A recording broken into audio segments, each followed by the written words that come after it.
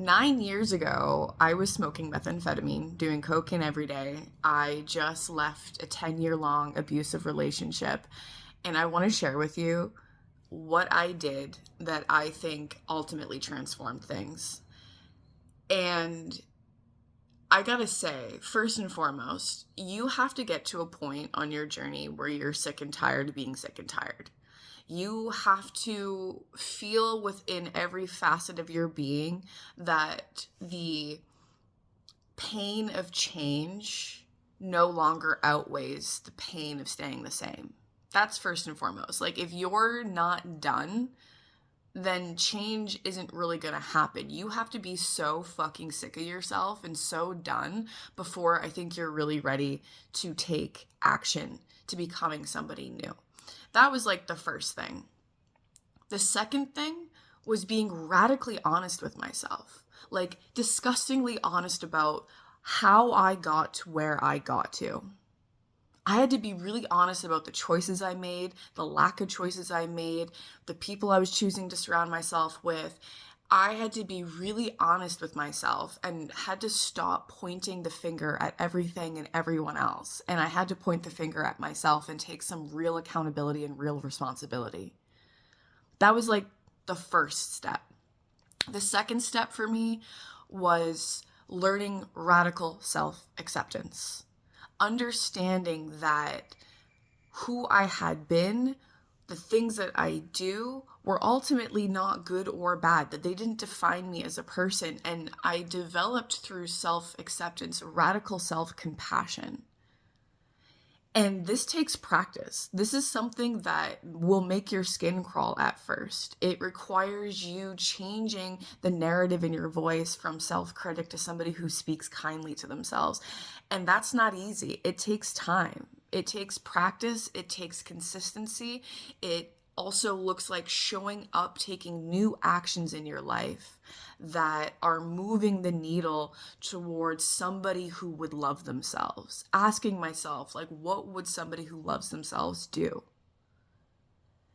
And third was I surrounded myself with people who actually loved me, were invested in me, who I could be intimately connected with, who I felt safe with.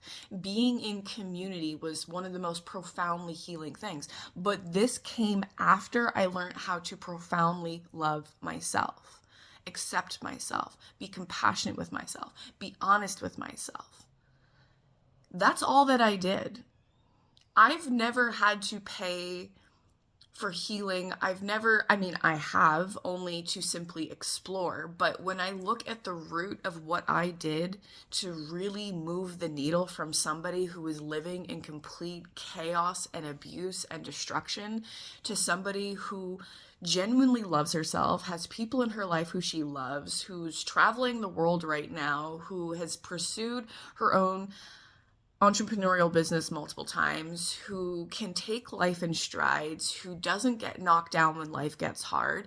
This came from building a relationship of trust with myself through self-compassion, honesty, accountability, responsibility, and then surrounding myself with people who love me the same way I love me. It's really that simple. We really like to overcomplicate things. We like to make things seem more complicated than they are, but these have been the fundamental root of everything. Anytime I'm feeling off track, I come back to like self-honesty and accountability, self-compassion and self-acceptance for where I'm at, what I'm experiencing, realizing that I'm not doing anything wrong or I'm not doing anything bad, that I'm having an experience, and then surrounding myself with people who also get that. Surrounding myself with people who I don't have to pretend with. Surrounding myself with people who aren't going to judge me when I'm a human. This is like the most important thing we can do. And this is what I want to offer to people, is not only guidance in how you can think differently, formulate your life differently, but I want to be that person who's not going to judge you. I want to be that person who's going to make you feel safe when you are just having your human experience and you're being sloppy and messy in your experience, reminding you that it is okay.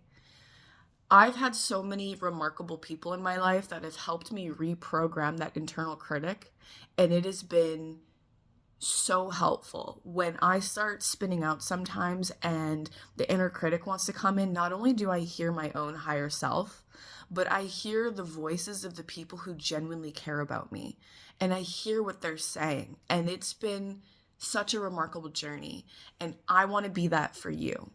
So if you want to experience what that is to not be judged, to be seen, to be heard, to be witnessed, to be accepted as you are, and maybe offered some advisory advice and guidance in between, then send me a DM.